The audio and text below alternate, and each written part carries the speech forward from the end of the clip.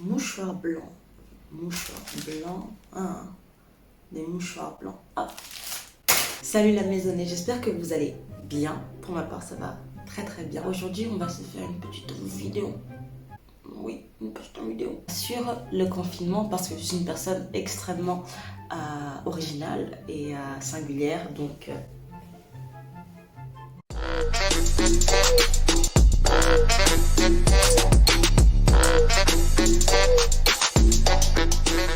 comme vous pouvez le voir, je ne suis toujours pas dans mon set habituel. Ça va être mon set pendant un petit moment, c'est-à-dire le confinement numéro 2. Appréciez ce magnifique mur blanc immaculé, ainsi que cette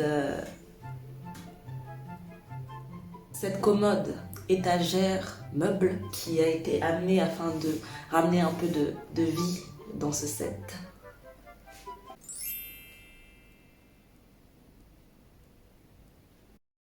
Pour ceux qui se poseraient la question de pourquoi j'ai une voix absolument dégueulasse, la réponse est parce que si vous n'aimez pas ma voix, vous pouvez toujours regarder les vidéos, c'est important de regarder quand même mes vidéos, merci, regardez-les. Alors aujourd'hui, mis à part le fait que j'ai l'air d'avoir des yeux absolument énormes, on va discuter du confinement, le confinement numéro 1, c'est-à-dire le confinement qui a lieu de fin mars, jusqu'à mars, avril, mai, juin, mai.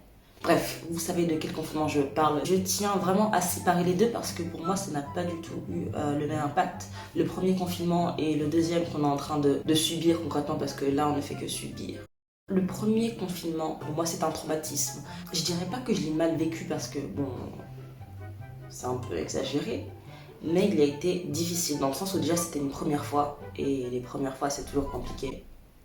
Donc, nous étions au mois de mars, la situation sanitaire commençait à devenir particulièrement complexe dans le sens où les cas se multipliaient, bref, vous savez ce qui s'est passé, vous étiez là. Mais la mesure du confinement couvre-feu, ça là, je n'avais jamais entendu une chose pareille.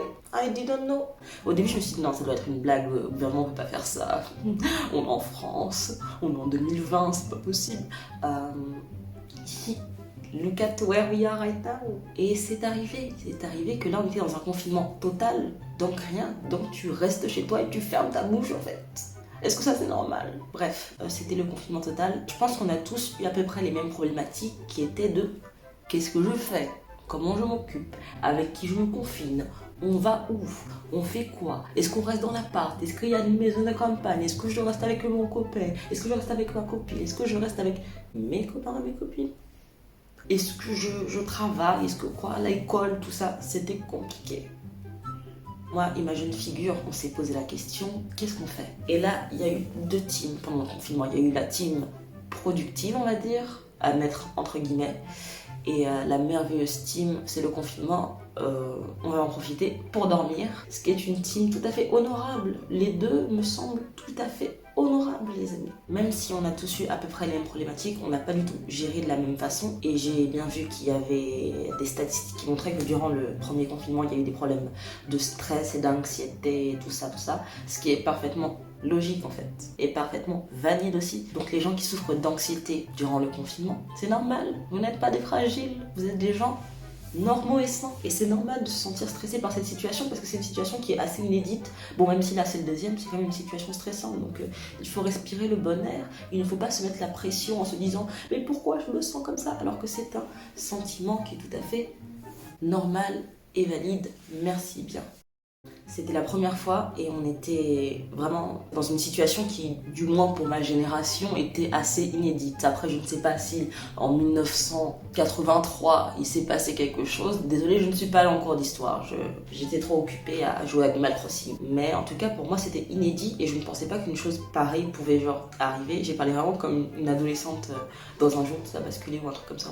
Et je savais vraiment pas que c'était trop un bolos en fait. Ça. Donc je pensais pas qu'une chose pareille pouvait arriver et la seule chose qui pour moi s'apparentait au confinement ou au couvre-feu, c'était pendant la Seconde Guerre mondiale. C'est la seule notion que j'avais eue de couvre-feu ou quoi que ce soit dans le genre. Sauf que comme je l'ai dit dans la vidéo précédente, il me semble, je suis hyperactive. Donc la team Allons dormir, c'était une team que je ne pouvais pas intégrer parce que j'aurais fini par me jeter par la fenêtre bien sûr.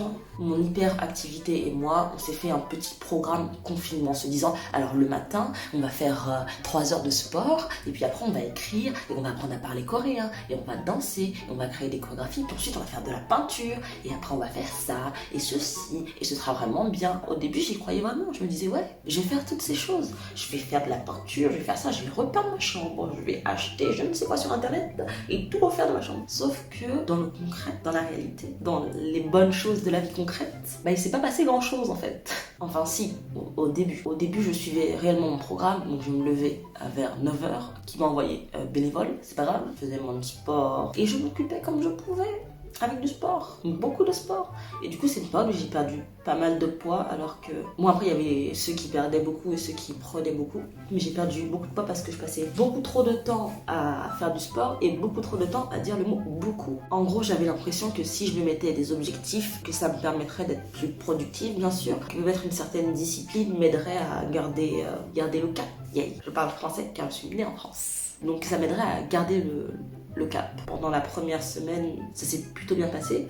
Sauf que le confinement n'a pas duré une semaine. Il a duré 2-3 mois.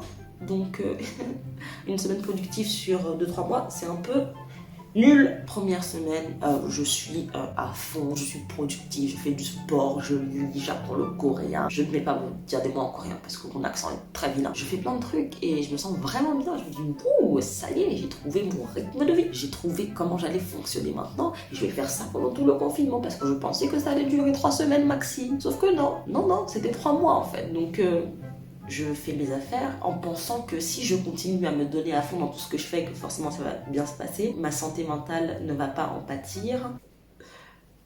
Qu'est-ce que j'étais naïve. Plumpy et la productivité s'associent dans une alliance des plus sensuelles. Pendant une semaine, comme je l'ai dit, c'est extra. Et au bout d'une semaine, je sens que je commence un peu à ralentir un peu le rythme. Je me pose des questions. Qu'est-ce qui se passe? Mais dans ma tête, il y a une partie qui fait non, ça va aller là, c'est juste parce que t'es un peu fatigué, mais dès demain, on reprend le sport, on reprend les activités et ça va très bien se passer. Sauf que j'ai bien senti qu'il y avait eu un changement de rythme et qu'au bout d'un moment, j'avançais plus. Je pense que la raison à tout ça, c'est juste que je me mets trop de pression et qu'il y a beaucoup trop de gens dans cet univers qui se mettent trop de pression pour absolument rien du tout, sans aucune raison. Et ça, c'est grave, ok? Là, on arrive au point vraiment que je voulais aborder dans cette vidéo, c'est la pression, le stress, la dépression bien sûr, et plein d'autres symptômes, facteurs et problèmes dans ce genre que le confinement a pu nous causer. Je ne suis pas naturellement quelqu'un de très stressé ou de très anxieux, cependant je ne peux pas nier l'impact que ce confinement a eu sur moi au niveau de mes nerfs, au niveau de